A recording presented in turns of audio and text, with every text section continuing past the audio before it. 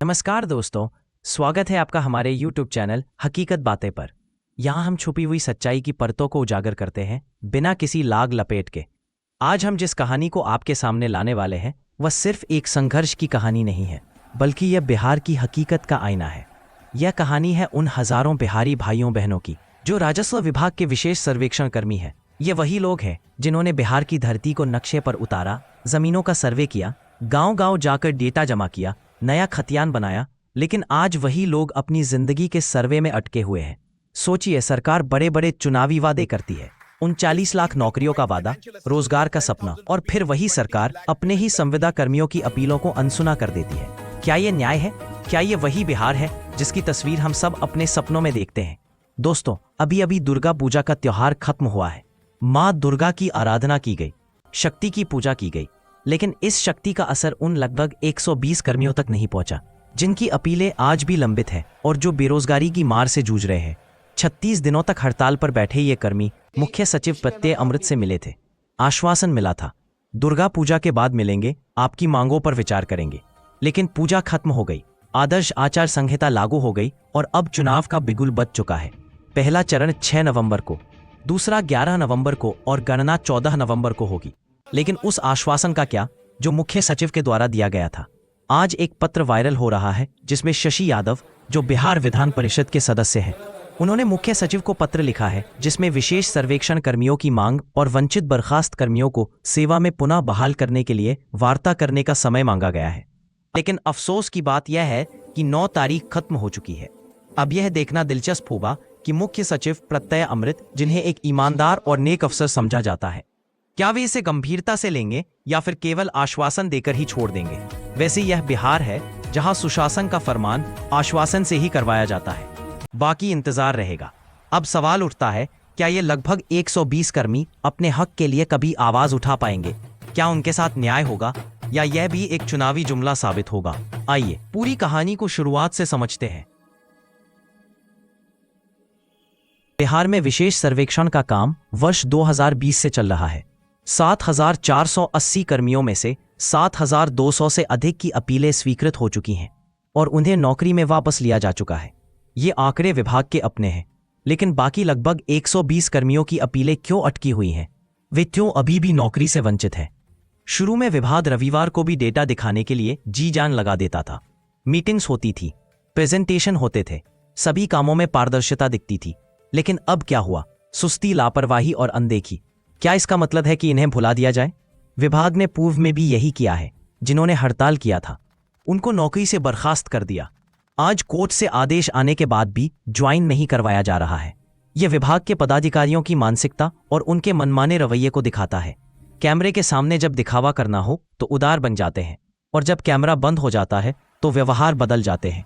ये सिर्फ नौकरी की बात नहीं है, ये उन परिवारों की कहानी है जो सुबह उठते ही सोचते हैं, आज की रोटी का इंतजाम कैसे होगा। एक कर्मी ने मुझे बताया, भाई साहब, हमने लगातार 5 साल काम किया, जमीन मापी, डेटा एंटर किया, नया खतियान बनाया, लेकिन आज हम बेरोजगार हैं। पापा, कब आपको नौकरी मिलेगा? जल्दी मिलेगा बेटा, थोड़ी देर और सब्र करो। बच्चे स्कूल जाते हैं, पत्नी पूछती है, कब लगेगा काम? नौकरी में वापस कब लौटेंगे? सोचिए कितना दर्द है इसमें। और ऊपर से यह हड़ताल का बदला, 36 दिन का वेतन काट दिया गया, लाठी डंडों से सिर फोड़वा दिया गया। जो 3 तारीख से पहले काम पर लौट आए उनका भी 15 दिन का वेतन काटने की धमकी दी गई। तो सवाल उठता है, ये न्याय कहाँ है? जो हड़ताल में गए उनका वेतन कटना तो समझ आता है, लेकिन जो नहीं गए उनका क्यों? यह विभाग की मनमानी नहीं तो क्या है? क्या 36 दिन के वेतन को ईएल अर्जित अवकाश में परिवर्तित नहीं किया जा सकता?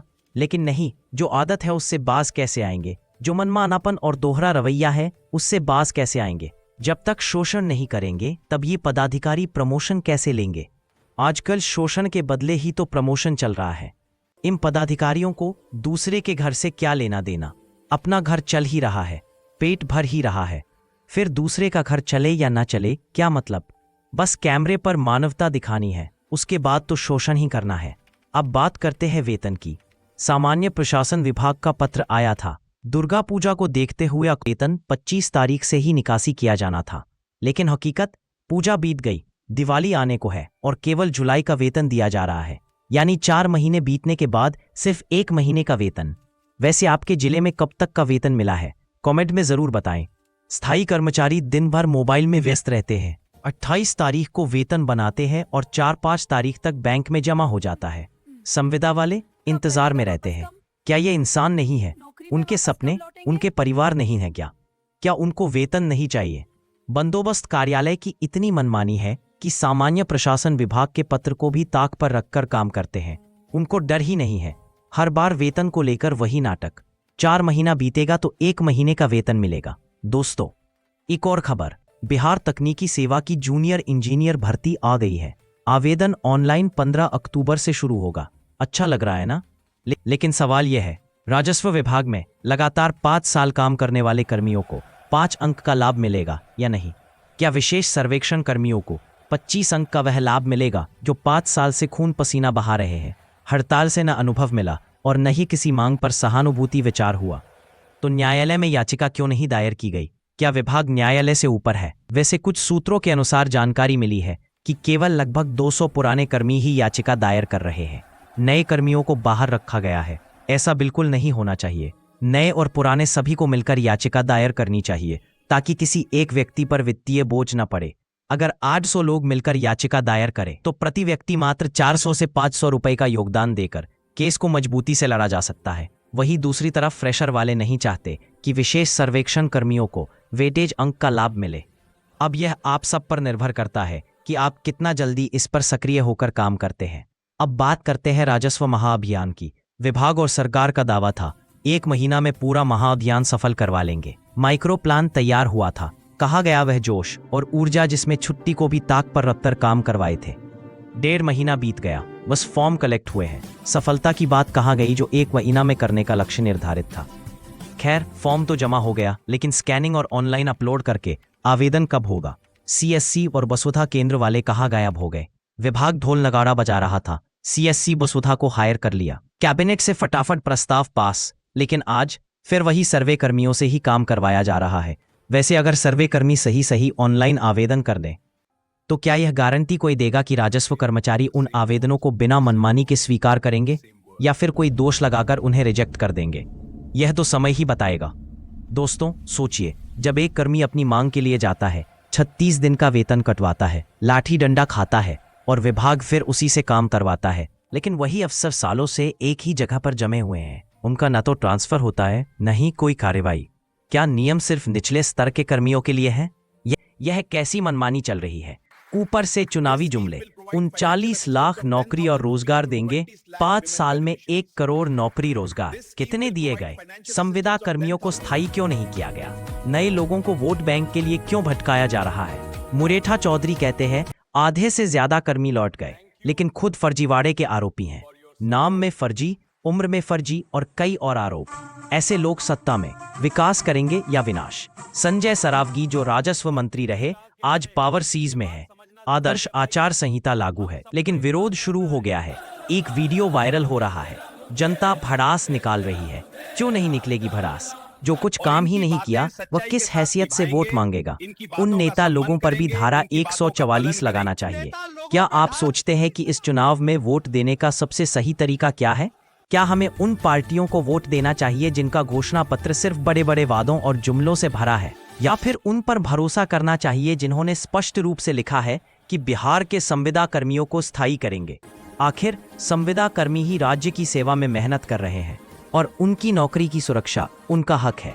तो क्या इस बार हम सिर्फ दिखावे और जुमलों पर भरोसा करेंगे या उस पार्टी को वोट देंगे जो अपने वादे में सच में संविदा कर्मियों के भविष्य की गारंटी देती है? इसलिए इस चुनाव में वोट उसी पार्टी को मिलना चाहिए जो अपने घोषणा पत्र में लिखती है बिहार के संविदा कर्मियों को स्थायी करेंगे, बाकी सब जुमला है। दोस्तों, यह संघर्ष सिर्फ लगभग 120 कर्मियों का नहीं है, पूरे बिहार का संघर्ष है। क्या हम चुप रहेंगे? क्या अन्याय बर्दाश्त करेंगे? सोचिए, आपके भाई, आपके दोस्त, आपके पड़ोसी भी इसी स्थिति में हो सकते हैं। अगर हम आवाज नहीं उठाएंगे, अगर हम एकजुट नहीं होंगे, तो यह सिस्टम हमेशा कमजोरों का शोषण करता रहेगा। तो दोस्तों, इस वीडियो को देखकर अपने विचार हमें कमेंट में बताएं। आपको अपने जिले में कब तक का वेतन मिला है, यह भी साझा करें। इस वीडियो को लाइक करें, सब्सक्राइब करें और ज्यादा से ज्यादा लोगों तक शेयर करें। सिर्फ जागरूकता ही बदलाव ला सकती है। न्याय के लिए आवाज उठाइए, संविदा कर्मियों के हक के लिए खड़े होइए, वोट सही दिशा में डालिए ताकि बिहार बदल सके। जय हिंद, जय बिहार।